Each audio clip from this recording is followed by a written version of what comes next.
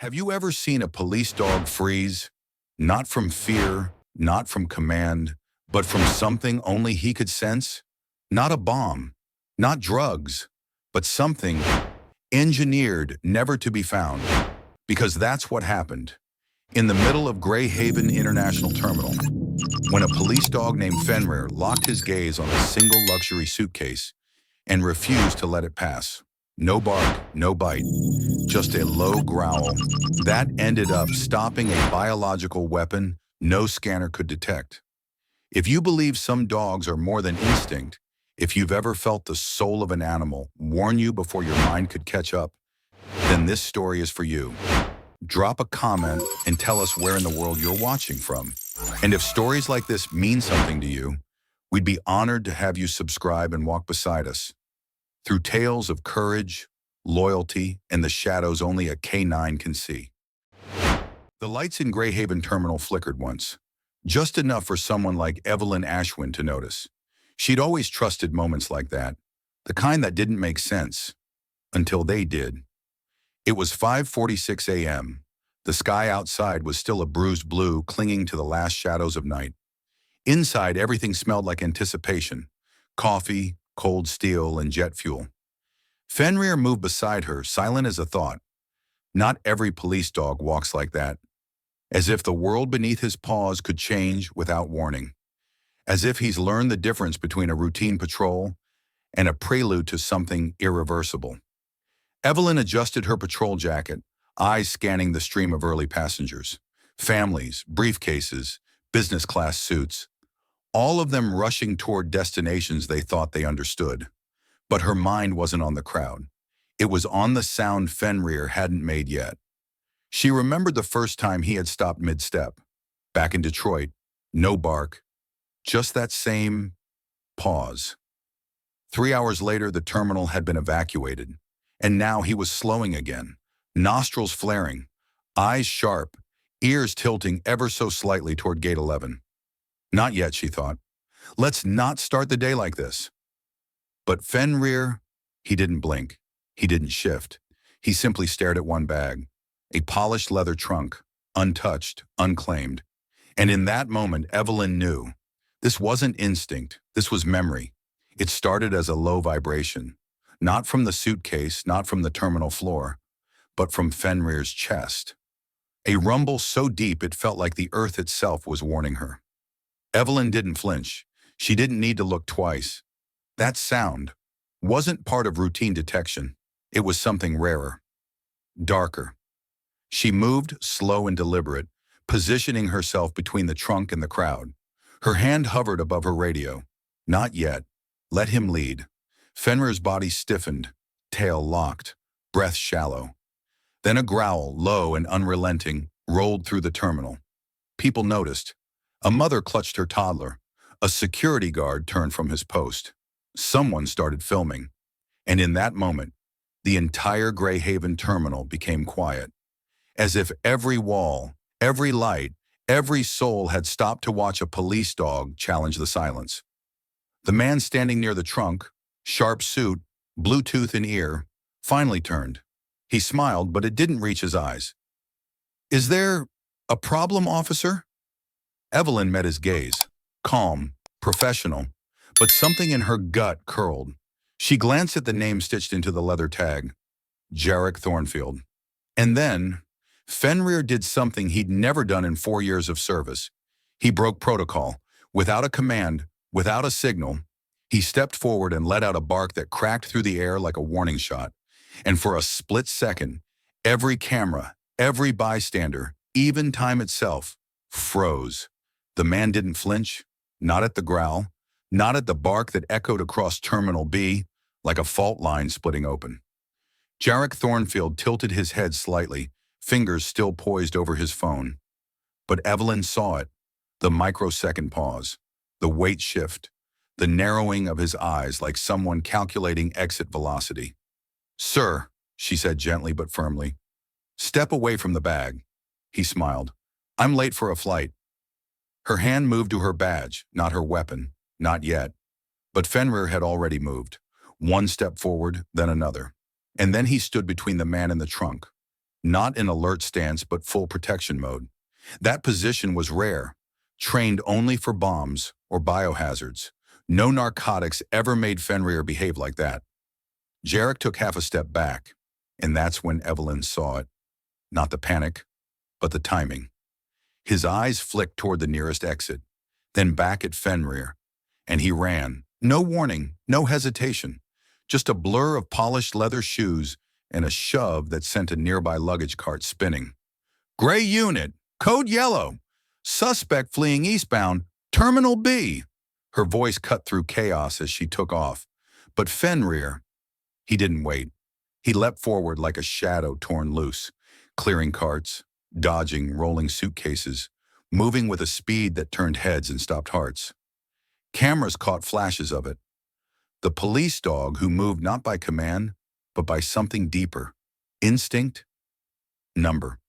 It was memory, and it had just come alive. Jarek was fast, but Fenrir was faster, not because of speed, but because he knew. As the suspect veered left toward the east wing, Fenrir suddenly cut right, through a narrow service gap between airline counters, almost invisible to human eyes. Evelyn saw it too late. No, he's heading left! But then, she stopped mid-run, because Jarek wasn't going left. Not really. He faked the turn, just enough for the cameras, just enough for her eyes. But his body, his breath, the way his shoulder dipped. He was going underground, and Fenrir knew. By the time Jarek reached the maintenance corridor access, Fenrir was already there, waiting, not snarling, not attacking, just waiting, like a shadow that refused to be outrun. Jarek skidded to a halt, and for the first time Evelyn saw it. Fear, the kind that doesn't come from being caught, but from being known. She caught up seconds later, weapon drawn, breath sharp, but all she needed was one look. Jarek's composure was fraying, his mouth tightened, his eyes darted. And then, he spoke. You have no idea what that dog is, do you? The words weren't a deflection. They were a revelation. Evelyn didn't answer. She didn't have to, because Fenrir had just made a choice. Not based on scent, not on training, but something deeper. Memory, pattern, something only he understood. And now, that knowledge had trapped a man who thought he'd memorized every escape route. But the dog remembered what the man had forgotten to forget. The tension cracked, not from a bullet, not from a scream, but from a name. Jarek's voice sliced through the breathless corridor like ice on steel. Ask him, he whispered, eyes flicking toward Fenrir. Ask your dog, what happened to Karen Wren? The name didn't register, not right away. It floated in Evelyn's mind like a distant echo, soft but sharp. And then it landed. Her pulse spiked, her grip on the weapon tightened. Karen. Wren. She hadn't heard that name in over 2 years. It had been black-marked, locked, buried under clearance levels even Homeland couldn't crack. But she remembered the aftermath. A K-9 handler hospitalized in Seattle. A chemical trace. No arrest, no answers, only silence, and a transfer order that placed Fenrir into her care. Her eyes flicked to him now. But Fenrir wasn't looking at her. He was staring at Jarek. And for the first time, Evelyn saw something unfamiliar in those amber eyes. Not fear, not aggression, recognition. You knew her, she said, voice barely above a breath. Jarek gave a crooked smile. She screamed his name before collapsing, he muttered. Funny, isn't it? All that loyalty, and he still couldn't stop it. A growl rumbled from Fenrir's chest. But Evelyn, she wasn't listening to Jarek anymore. She was remembering the first time she saw Fenrir react to a sealed diplomatic trunk. The urgency, the resistance, the way he tried to pull her back. And now the loop was closing. Karen Wren wasn't a ghost. She was the reason Fenrir had been built. The corridor dimmed as backup teams swept in. But Evelyn barely noticed the noise. Her eyes stayed locked on Fenrir. He wasn't barking, wasn't growling. He was still, too still, like something inside him had been triggered, not by threat, but by recognition. Evelyn slowly holstered her weapon, kneeling beside him, not as an officer, but as his partner. "Hey," she whispered. "What did he mean?" "Karen." The scream. "Was it you?" Fenrir didn't move, but his ears, just the faintest flick, and his chest rose, paused, then dropped again, as if holding back a memory that didn't have words. Evelyn felt it, not in logic, but in her gut. Something had been buried, deeper than classified files, deeper than protocol. What if he wasn't just trained to detect danger? What if he'd been exposed to it, again and again, until his instincts weren't instincts anymore, but imprints, ghosts in his blood? She looked back at Jarek, now cuffed and smirking under fluorescent light. "You called him built. What does that mean?" He laughed, cold and glassy. "Oh, detective, you really think dogs like him come from kennels? Number they come from places that don't officially exist. You think he's unique?" Evelyn's breath caught, because she remembered something. The way Fenrir reacted not to smells, but to frequencies, pressures, patterns. Once in Detroit, once in Brussels, and both shipments had disappeared. Maybe he wasn't detecting chemicals. Maybe he was remembering the architecture of evil. And if that were true, he wasn't a tool.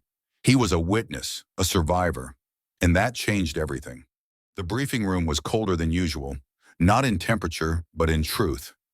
Evelyn sat across from Draven Voss, the Homeland Bioterrorism Liaison flown in under Level 6 clearance. No press, no records, no trail. A silent Fenrir rested at her side, eyes closed but ears tuned. As always, Draven slid the file across the table, unmarked, unstamped. Just a single word scratched across the top in faded ink. Project Echo Hound. Evelyn hesitated. Her fingers brushed the cover, and the first page hit like a punch. Subject 017-A breed, German Shepherd. Origin recovered from Black Ridge raid. Status viable anomaly. Enhanced olfactory index, 6.2x human detection range. Cognitive reflex, unnatural anticipatory behavior. Note, only one survivor. Handler death confirmed. Remaining units terminated. She couldn't breathe. 017-A. Fenrir. He wasn't trained to detect weapons. He was engineered to remember them. Weapons with no chemical signatures, containers without fingerprints, devices that fooled every scanner, except one built to recall their presence, not detect it. And Fenrir had done it. Again, and again, and again. "You gave him to me," she whispered. "You knew what he was." Draven didn't flinch. "We didn't assign him to you, Officer Ashwin. He chose you. We just didn't stop it." Outside, the airport world spun on. Coffee cups, ticket scanners, boarding calls. Inside, Evelyn sat in silence, the pages now trembling in her hands. He'd never been her partner in training. He'd been her partner in survival. And the world had just started to learn what that meant. The security van rolled to a stop outside an old maintenance corridor, the same one where Jarek had tried to disappear, where the trunk was left, where Fenrir stared instead of barked. Evelyn stepped out first. No protocol, no perimeter, just silence, the kind that clings. Fenrir leapt down after her, but slower than usual. He didn't sniff, didn't scan. He simply stood still, ears twitching, breath held. He remembers. Draven had warned her. Whatever was done to him, triggers don't come with sound. They come with space, smell, geometry. Evelyn walked forward carefully, letting the dim light guide her through the half-forgotten corridor. Cracked tile, a twisted metal doorframe, faint traces of soot where the trunk had been sealed shut. She turned to Fenrir. "Show me." It wasn't a command. It was permission. He took one step, then another. And then he stopped, right in front of a vent shaft bolted shut, and let out a sound she'd never heard from him before. A half growl, half whimper. Evelyn froze. Her body reacted before her brain did. Not a threat signal, a memory fracture. She knelt beside him. "It was here, wasn't it?" Her voice cracked without meaning to. "They tested you here." Fenrir's head lowered, his entire body trembling, not in fear but restraint. She reached out, touched the scar beneath his fur, the one she'd never asked about, not until now. And as her fingers brushed it, he leaned in, just enough to say, yes. The call came in just as Evelyn stood to leave the corridor. Her radio hissed, then locked onto a voice she hadn't heard in weeks. Nira Colden, Homeland Field Command. Gray Unit, respond. We've got a signature match. Same emission pattern as the Seattle container. Location, Port Oswell, Freight Terminal C. Possible countdown in progress. Evelyn didn't blink. Fenrir's ears twitched at the words, but his body was already shifting into motion. He knew. She knew. There was no time. We're 2 hours out, Evelyn responded, already moving. No, you're not, Nira cut in. You're being flown in. Now DHS jet. We've cleared it. And Officer Ashwin, bring the dog. Bring him. The silence after her name hit different. Not the dog, not the K9. Him. They were no longer tools. They were evidence. The ride to the tarmac was a blur of red lights and unasked questions. As the jet roared to life, Evelyn strapped in beside Fenrir, her hand never leaving his side. He wasn't shaking. He wasn't nervous. He was listening to something she couldn't hear, but could feel, like a storm building underground. Seattle had cost them one handler. They wouldn't survive a second. Tell me you've got a plan, she whispered. Fenrir didn't look at her. He looked through her, toward what was coming, and barked. Once. Low. Sharp. Like a signal. Like he knew what was inside that container. Because maybe he'd seen it before. Port Oswell. Freight Terminal C0312 AM. Fog blanketed the yard like ash from a memory that refused to settle. The container was waiting, tucked between rusted freight crates, unmarked, untouched, except for its hum. Not mechanical, not electrical, but something beneath both, like a frequency that hadn't been invented yet. Evelyn stepped out first, boots echoing on metal rails. Fenrir followed, slow, measured. They were not alone. Homeland, Hazmat, EOD, local SWAT, but no one moved without her. Container 271-B, a tech whispered. Same structure as the Seattle incident, same alloy. Even the air pressure around it's wrong. Wrong. That word shouldn't carry weight. Tonight, it did. Evelyn turned to Fenrir. Go, she said softly. Tell me. He moved forward, ears locked, nose twitching, then stopped. 1 meter from the container. No bark, no growl. He turned his head and looked directly at her. Not at the threat, at her, and placed one paw forward, then slammed it down hard. A command. Do not step closer. Everyone froze. Is he alerting? One agent whispered. No, Evelyn said slowly, voice shaking. He's warning us. Fenrir backed up, body low, tail stiff, eyes locked on the container's frame. Then he let out one sound. Low, steady, a growl built not from fear, but memory. Evelyn's chest tightened, because if Fenrir, who had faced every explosive, every chemical, every nightmare, refused to go near it, then no one should. The hazmat team approached, meters behind Fenrir, armed with scanners, drones, and pulse rifles. But none of it mattered. The container didn't have a keypad, no retinal scanner, no passcode. Only a single panel, barely visible, embedded near the base. Black glass, organic shimmer, biometric, number bioreactive. Draven's voice crackled through comms. Do not touch the surface, it's keyed to living tissue. If it's the same as Echo Hound Phase 4, it's not designed to be opened by us. Evelyn stepped forward. What is it designed for? Silence, then a whisper. A responder. Someone genetically imprinted during conditioning. A survivor. One of the originals. Her heart sank. Fenrir didn't move, but his breathing had changed. Slower. Deeper. As if the container was calling him. She approached gently, crouched beside him. Hey, she murmured, you don't have to do this. But he wasn't waiting for her permission. He stepped forward. one paw, then another, and touched the panel with his nose. It lit up instantly, pulsing, alive, not red, not green, blue, and the lock clicked, not with a hiss, but with a heartbeat. The air thickened. A slow hum rose, not from outside the crate, but from inside Fenrir. He stepped back, eyes locked on Evelyn. And in that moment, she understood. This wasn't access. This was recognition. The crate hadn't been waiting to be opened. It had been waiting for him. The container unlatched, not with a blast, but with a breath, a slow exhale of chilled air and time. The door eased open, and Evelyn braced herself for chemical odor, metal, decay. But what came out was silence, a silence so full it seemed to hum. Fenrir didn't move.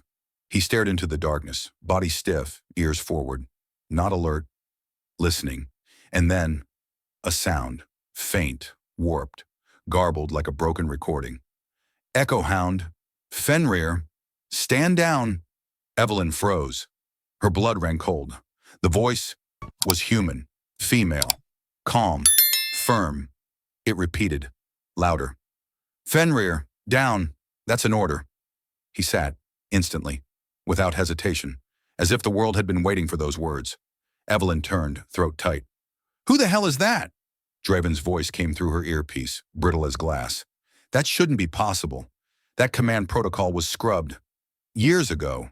But it wasn't just a protocol. It was a voice, and Fenrir knew it. His tail flicked once. Nostalgia, pain, hope. Evelyn stepped forward, hand brushing the air inside the container.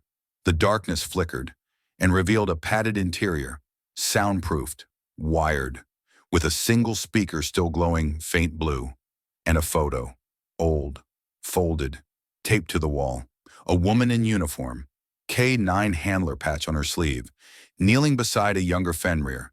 Karen Wren, alive? No, but her voice was still in here, preserved, looping, and calling him by name. The voice looped again, then stopped. Not faded, stopped, like it had served its purpose. Evelyn reached for her radio. Command, this isn't just a message. It's a trigger. I think... She never finished the sentence, because Fenrir stood up, not in alert, not defensive, but engaged, head high, chest forward, as if his body remembered something his mind couldn't describe. And then he moved, straight past her, into the container. Fenrir, she called, instinct, not command. But he didn't stop. His paws landed softly on the padded interior, sensors embedded in the floor lighting with each step. Blue, blue, red. Then, everything shifted. The lights in the container flickered once, and the hum returned. But this time, it had rhythm.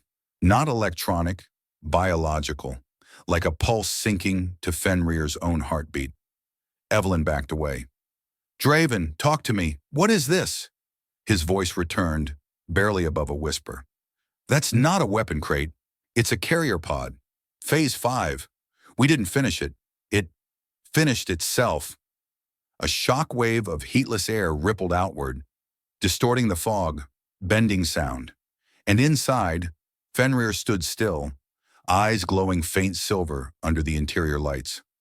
No growl, no command, just stillness, like something ancient had finally come back online. And for the first time, Evelyn understood. This wasn't just a memory. This wasn't just a voice. This was activation. And her partner was never just a survivor. He was the last key to something no human had ever controlled. Until now. The container powered down. Just like that. Lights faded, pulses silenced. Fenrir stepped back, calm, controlled, changed. Evelyn reached for him instinctively, but before her hand touched fur, her earpiece crackled. Gray unit, this is command. We've got movement, multiple points. North Haven Port, Larkspur Storage, Blackridge Zone 2, one by one. Containers long believed to be decommissioned, silent for years, were coming online. Same signal, same pulse, same frequency. It's not just one pod, Draven whispered. It's a grid. Evelyn turned toward Fenrir. He was already watching her. No fear, no confusion. He knew. He wasn't just reacting to the signal. He was echoing it. A beacon. The final piece in a long dormant network that was never designed to die, only to wait. "What are they, Draven?" she asked, breath shallow. The reply came slow, measured. "Biological AI. Dogs enhanced beyond natural capacity, linked through memory coding and sensory imprint. The government called it Echo Hound. But in the files," he hesitated, "they called them spires." Evelyn's chest tightened. She looked down at her partner, the dog she thought she knew, the dog who had healed with her, worked beside her, saved her life more than once. And yet, she had never asked what he remembered, because now the others were answering him, and Fenrir was no longer alone. The signals kept spreading. By dawn, 11 containers had activated, but one, container 03A in Blackridge Zone 2, had gone dark again. Not offline. Silent. Evelyn watched the data stream flicker, fingers tightening on the edge of the console. Draven stood behind her, voice low. "That pod was different. Experimental. A backup sequence we never approved." She turned. "You're saying it wasn't part of Echo Hound?" He hesitated, then, "It was part of something else. Not designed to defend, designed to terminate." The screen pulsed once, then bled red. Container 03-A, engaged. And just below it, signature match, Phase 0. Eveline's breath caught. Phase 0 had always been a rumor, a whisper in debriefing rooms. A unit never trained, never bonded, just built and abandoned. "Does Fenrir know?" she asked, voice barely a whisper. The room fell still. She didn't wait for an answer, because Fenrir, who had been by her side this whole time, was now standing, ears forward, muscles tight, and growling, not at the screen, at the name, 03A. The air in the control center grew heavy, almost personal. Evelyn turned to face him fully. "You've seen it before, haven't you?" Fenrir didn't blink, but the growl deepened, not from threat, from something older, recognition, regret, rivalry. He took a step forward, not toward the door, but toward the storm they'd just awakened. And in that moment, Evelyn understood. Fenrir had siblings, but not all of them had hearts.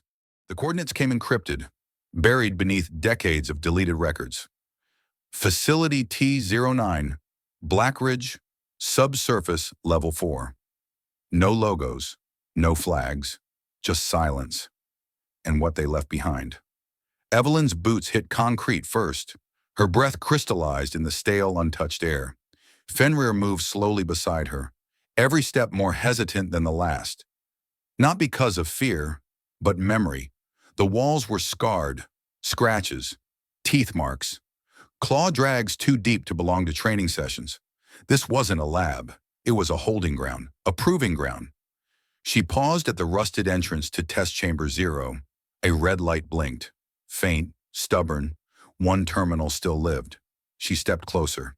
The screen flickered. Audio file, Phase 0, final entry.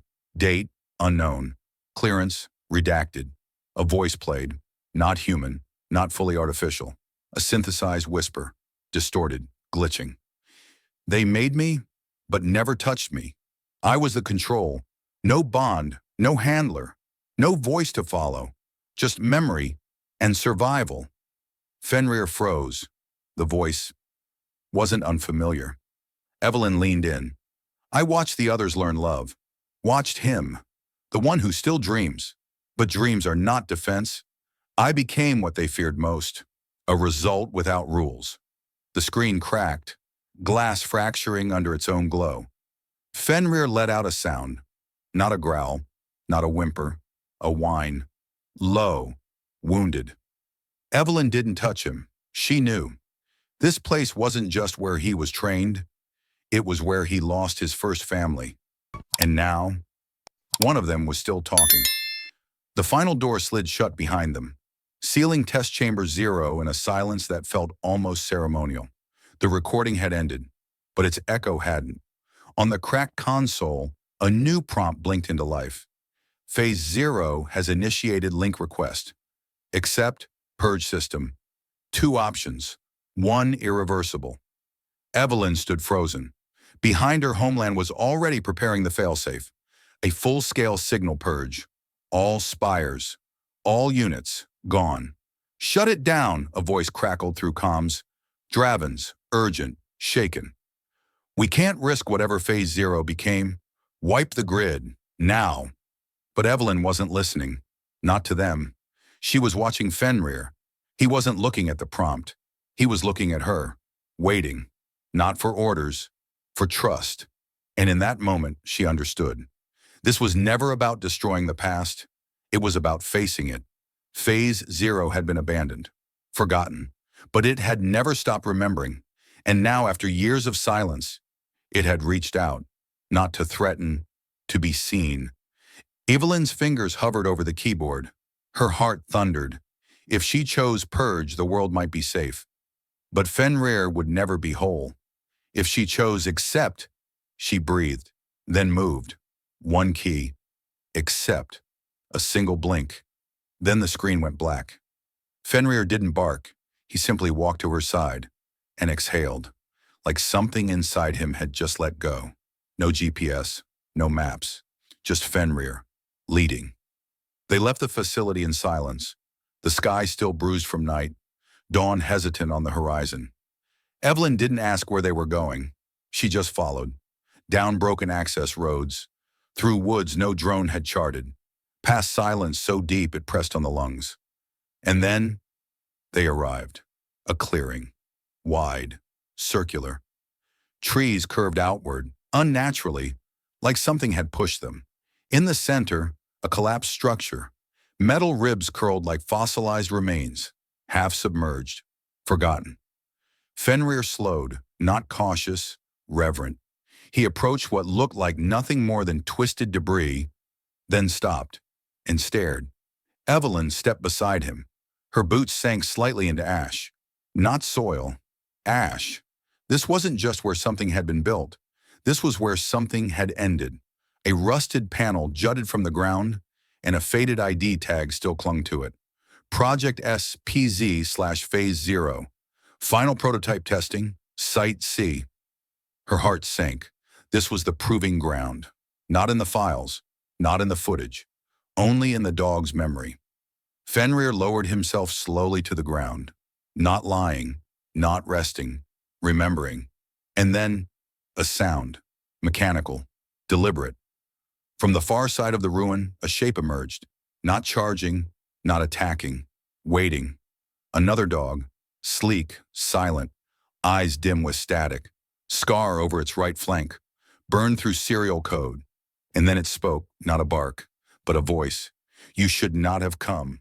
The second dog stood still, not hostile, not submissive, just watching. Its eyes flickered, cycling between red and blue, unsteady, like it hadn't used them in years. Fenrir remained beside Evelyn, silent, tense. Then the voice came again, deeper now, layered with static and something that sounded almost human. He was not supposed to come back. Evelyn took one step forward, the dog's head tilted. You brought him here, but does he still belong to us or to you? It wasn't a threat. It was something stranger, a question. Fenrir took one step forward. The dirt beneath him shifted. So did the air. The other dog, Phase 0, moved with him, mirroring. Each step symmetrical. Each breath matched. Not in aggression, in recognition. Evelyn raised her voice, low but steady. He belongs to no one. He chooses. Silence. Then a crackle from the older dog's throat. Not a growl, a laugh. Then he's the only one who was given that choice. Fenrir stopped. The burn across Phase 0's side glowed faint blue now. Its old serial scar reactivated by presence, not command. Do you know what they called us in the early files? The voice asked. Mirrors, not minds, not partners, but reflections, meant to obey until shattered. And then, The twist Evelyn didn't expect. I'm not here to fight him. I'm here to see if he still remembers why he ran. Fenrir lowered his head, not in shame, but memory. No one spoke. The forest didn't move. The air didn't shift. Even the birds held their breath. Fenrir stepped forward, slow, deliberate, his eyes locked on Phase Zero. Not with aggression, but something deeper, recognition, forgiveness. And then, he did something no command could have taught him. He touched noses. A moment. Software. Still. Phase Zero didn't pull away, didn't growl. He closed his eyes just for a second and exhaled, like a machine, remembering how to breathe. Evelyn lowered her weapon. Her hand rested gently on Fenrir's neck, not to control, just to be near him. So what happens now? She asked softly. Phase Zero lifted his head and walked away, not running, not hiding, just fading into the trees, the way shadows slip between the light. There would be questions, protocols, orders to bring him in. But in that moment, there was only one truth. Some scars don't need to be avenged. Some stories don't need to end in explosions. Some are meant to end in silence and in choosing peace. If this story stirred something in you, if it made you rethink what loyalty means, or how memory lives beyond words, we'd love to hear your thoughts in the comments. Tell us what you felt when Fenrir made his choice. And if these stories speak to your heart, feel free to subscribe. Not because you have to, but because we believe some bonds deserve to be remembered together. Life lessons from this story. Sometimes, the loudest decisions are made in complete silence. Fenrir didn't bark, didn't fight. He simply remembered and chose something no handler ever trained him to do. He chose not to fear the past. And maybe that's the lesson we forget in a world that rushes toward resolution, that not every wound needs to be erased. Some need to be carried, not as burdens, but as proof that we survived them. Phase Zero wasn't the villain. He was the part of us we leave behind when we try too hard to be okay, the one who never got a chance to be understood. But today, he was given a choice, and maybe that's all any of us need. Not control, not command, just a moment to be seen without judgment. So if you're carrying something, a memory, a scar, a silence too heavy to explain, let this story remind you, you are not broken for remembering. You are brave for still choosing to walk forward, and sometimes healing doesn't roar. Sometimes it just nods once and walks away.